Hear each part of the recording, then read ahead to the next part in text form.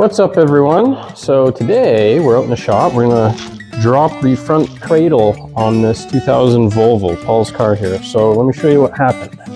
So the serpentine belt came apart, it was oil soaked, bad power steering leak.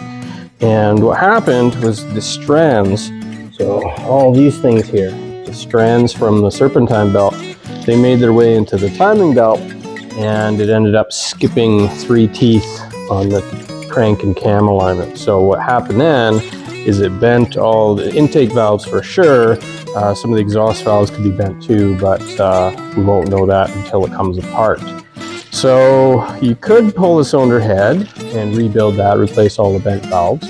Lots of time, fair bit of money in parts. So the route that we're ending up going is we're just gonna swap in a used engine, put a fresh timing belt on that engine, swap the intake manifold and the exhaust manifold, turbo, all the pieces that needs to be swapped over, we're gonna swap over. The other option would be to pick the engine from the top, like a traditional removal, but we still have the intake, the exhaust, you know, all that harness stuff. Now, obviously, we need to undo the rad hoses, drain the coolant, charge pipe, you know, intercooler stuff, power steering. We have to undo the brake lines. We got to undo the struts. So we're just going to do the 3 bolts from there. The brake flex hose is going to be undone over here. And basically the struts are going to come down with the subframe and cradle. So it's just going to basically look like this dealie, right?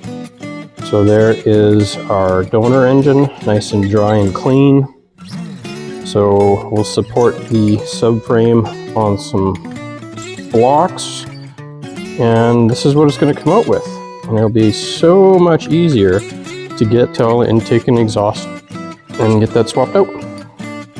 Yep, made up my mind. That's what we're going to do. So we're going to pull the wheel, start draining fluids, start disconnecting the harness and everything, and we'll get this thing out.